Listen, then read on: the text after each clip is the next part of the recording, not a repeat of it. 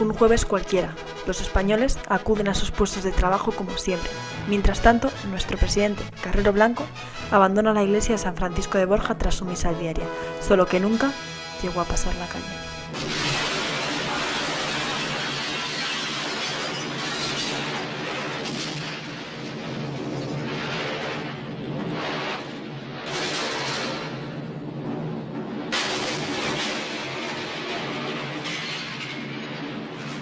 Un cráter en la calzada de unos 8 metros de diámetro por 4 de fondo y graves daños en los edificios colindantes provocó el potente explosivo colocado por los terroristas que dieron muerte en Madrid al presidente del gobierno, almirante don Luis Carrero Blanco. Yo recuerdo ese momento tan de silencio, tan de noticias entrecortadas, que no se sabía todavía qué es lo que podía estar pasando del todo, y realmente que fue un momento para mí sobrecogedor, siendo tan jovencita, ¿no? Porque era la sensación apabullante de tener que estar metido en casa, estar muy pendiente de las noticias y sobre todo, pues claro, viniendo de familia de militares, pues obviamente aquello nos repercutía de manera muy directa. Bueno, yo vivía entonces en Valencia, en la ciudad de Valencia, y era un día ordinario y bueno, pues sí recuerdo que nos lo dijeron y nos tuvimos que ir todos de clase a casa, y bueno, ahí fue cuando te empiezas a enterar de todo lo que había pasado, ¿no? Es verdad que fue una situación curiosa, sobre todo porque algo que nunca se había vivido, vamos, evidentemente yo no lo había vivido, pero en esos años en España ya tampoco, ¿no? Desde que había empezado, desde que se terminó la guerra no había habido ningún atentado de este tipo, evidentemente. Y entonces sí fue una situación de mucha tensión porque no se sabía muy bien qué iba a ocurrir. La gente se refugió en sus casas y estábamos atentos, entonces solo había una cadena de televisión y la gente estaba atenta a la televisión y a la radio para ver qué decía. Esa fue un poco la cuestión, ¿no? Era una tensión que se mascaba en el ambiente y eso pues como que no se sabía qué iba a pasar. Para saber por qué Carrero Blanco, tendremos que recordar quién era.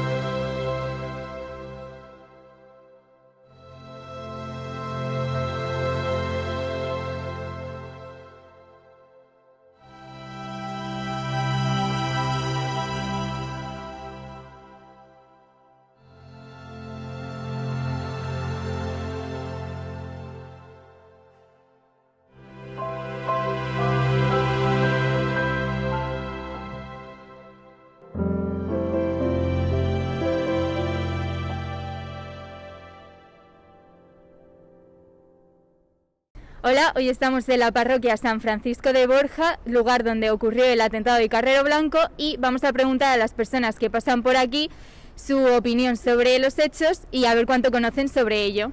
Vamos a preguntar si sabéis quién es Carrero Blanco. Yo sí me acuerdo. Sí. Sí que era como el segundo al mando de Franco. El presidente. Pues era un presidente de gobierno que ETA le hizo un atentado, creo yo. Sí, fue un presidente del gobierno del régimen franquista, ¿no? ¿Carrero Blanco? Sí. No, algo del franquismo, el que iba a ser, creo, sucesor de Franco y que al final no lo fue, creo recordar. ¿Fue el señor que voló o me estoy confundiendo con otro? Justo fue este. Sí, se ha hecho muchas bromas, muchas coñas al respecto de que Carrero Blanco astronauta y todo eso, y poco más sé sobre el tema. ¿Sabe qué pasó aquí en esta iglesia? Aquí en la calle al lado hubo un atentado y murió por coche bomba el presidente del gobierno entonces, Carrero Blanco. Sí, que le pusieron una bomba al presidente del gobierno, ¿no? O el futuro presidente del gobierno. Sí, el presidente sí, durante el franquismo. Sí, y era Carrero Blanco. ¿Y usted qué estaba haciendo cuando sucedió, por ejemplo? Yo estaba en la calle Magallanes comprando cartones para hacer cajas para la colección de insectos. ¿Y recuerda qué sintió cuando pues murió el presidente del gobierno o pensó qué repercusión podría tener respecto al franquismo y el futuro de España? Pues sí, yo creí que se acababa el franquismo, como si fue. Carrero Blanco era el presidente del gobierno de España. Simbolizaba la figura del franquismo puro. Consiguió meterse en el gobierno gracias a su trabajo como militar y su lealtad a la dictadura.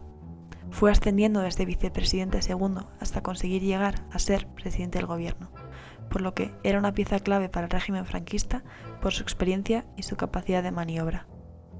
En esa época, la organización terrorista Euskadi Askatasuna, más conocida como ETA, estaba planeando hacer un secuestro a modo de intercambio por la libertad de más de 150 militantes de la organización. Para que esto tuviera efecto necesitaban a una persona que fuera clave para el franquismo, una pieza fundamental que garantizaba la continuidad del régimen franquista. Por eso, la decisión más acertada fue el, en ese momento, vicepresidente del gobierno, Carrero Blanco. Dentro de estas otras fuerzas, ¿no?, que apoyaron este atentado de Carrero Blanco, no solamente tenemos obviamente el principal actor, que es ETA, sino que también, como os mencionaba hace un momento, ¿no?, estos disidentes comunistas, entre ellos Eva Forest, que era la esposa de Alfonso Sastre, un gran autor literario, dramaturgo español, ¿no? Ellos pertenecieron al Partido Comunista Español, luego lo abandonaron porque creían, ¿no?, que no respondía, ¿no?, a lo que eran las consignas de lo que se esperaba de ese Partido Comunista, y sabemos, ¿no?, por amplia literatura escrita sobre el tema, que Eva Forest, la esposa de Alfonso Sastre, participó de manera directa en la configuración de este atentado de Carrero Blanco, y de hecho ella lo ha publicado, ¿no?, en un título que se llama Operación Ogro, que así se llamó este atentado, y que ella fue la que indicó cuál era el itinerario que tomaba habitualmente Carrero Blanco para oír misa en la iglesia de los jesuitas, en la calle de Claudio Coello. Así empezó la Operación Ogro, la cual fue llevada a cabo por el Comando Chiquia. Una fuente les filtró que el vicepresidente iba a misa todos los días a la iglesia San Francisco de Borja a las 9 de la mañana. Tras varias semanas de observación, se dieron cuenta de que siempre hacía la misma ruta y que no tenía mucha escolta, por lo que era fácil realizar el secuestro sin muchos heridos. La ruta que éste tomaba todos los días de vuelta a su casa era: Serrano torcía a la izquierda por Juan Bravo, torcían por Claudio Coello en dirección a la iglesia y giraban en la calle Diego de León e iban recto hasta llegar a su domicilio en la calle Hermanos Becker. Este plan se empezó a torcer cuando nombraron presidente de España a Carrero Blanco. Se convirtió en una persona solicitada, viajaba mucho y llevaba más guardia, por lo que secuestrarle era complicado, ya que no iba con tanta frecuencia a la iglesia. Después del verano, la organización terrorista decidió dejar de lado la liberación de los militantes y proceder a solo realizar la ejecución del presidente, ya que vieron que un secuestro era demasiado peligroso y podía dejar muchas bajas. Con el comienzo de la crisis del capitalismo, se vio que Carrero Blanco era una pieza insustituible para el franquismo por su buena gestión, por lo que era necesario darse prisa y atentar contra él lo antes posible. Por esta razón, decidieron alquilar un sótano en el número 104 de la calle Claudio Coello, enfrente de la iglesia de San Francisco de Borja, por el que empezaron a cavar un túnel en forma de T donde colocarían las cargas explosivas. A este piso se le llamó el piso del escultor, ya que la coartada del comando era que un escultor iba a tener allí su estudio para trabajar.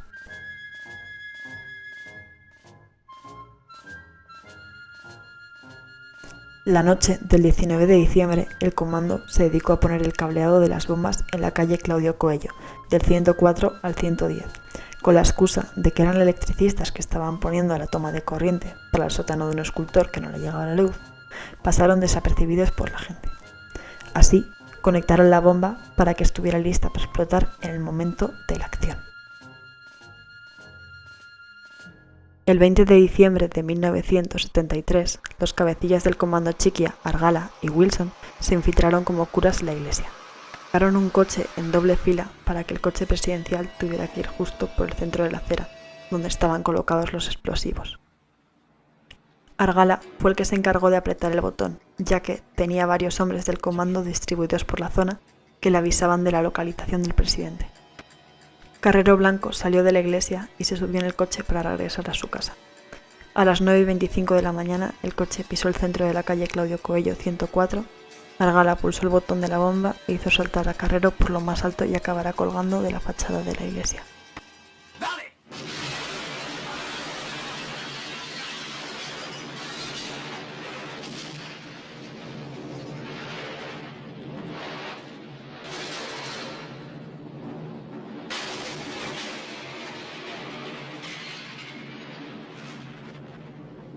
Así fue brutalmente asesinado el presidente Carrero Blanco. K18, diríjanse a Claudio Coello, esquina Maldonado. Parece ser que ha habido una explosión bastante fuerte. Adelante.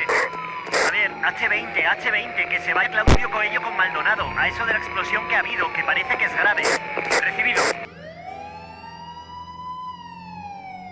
Al principio se pensaron que había habido solo una explosión de gas, pero más tarde se dieron cuenta de la gravedad de la situación y encontraron el coche presidencial en la fachada.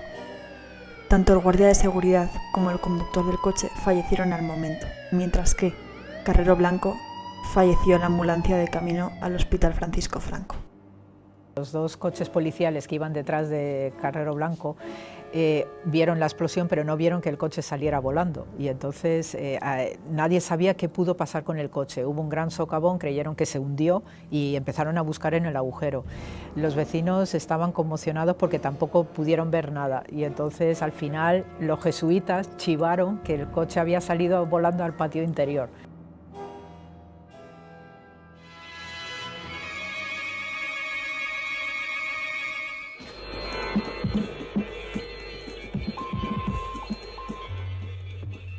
Esta tarde a las 4 se ha efectuado el entierro del presidente del Gobierno, almirante don Luis Carrero Blanco.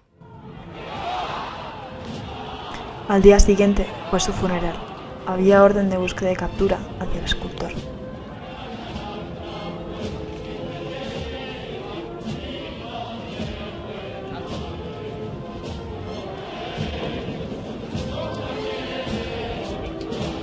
En estos momentos el féretro es colocado sobre el armón de artillería. 2 días más tarde, ETA declaró que el atentado había sido obra suya por una serie de escritos. Más tarde, en 1974, ETA publicó el libro Operación Ogra, un libro en el que explicaban todos los detalles de la operación, que fue escrito por Eva Forrest bajo el seudónimo de Julen Aguirre. Es un tema muy complicado, es un tema que se ha hablado muchísimo, hay muchas cosas escritas sobre eso. Bueno, hay cosas muy curiosas. Supongo que sabéis que Kissinger había estado un día antes, precisamente reunido con Carrero Blanco. Claro, era el secretario de Estado norteamericano, quiero decir que no viajaba a cualquier sitio y viajaba pues con toda una seguridad tremenda. Sin embargo, había estado aquí. Hoy en día sigue habiendo muchas dudas de si ETA trabajó solo o no, y si alguna institución, como por ejemplo el gobierno de Estados Unidos, sabía algo o si recibieron algún tipo de ayuda. El caso es que las repercusiones y todas estas informaciones confusas, pues obviamente al estar muy próximo a la Embajada de Estados Unidos hizo que se creara un sentimiento o una opinión de que los norteamericanos también sabían, ¿no?, que ETA estaba haciendo este operativo, porque también los americanos eran los principales interesados en que el final del franquismo se diera.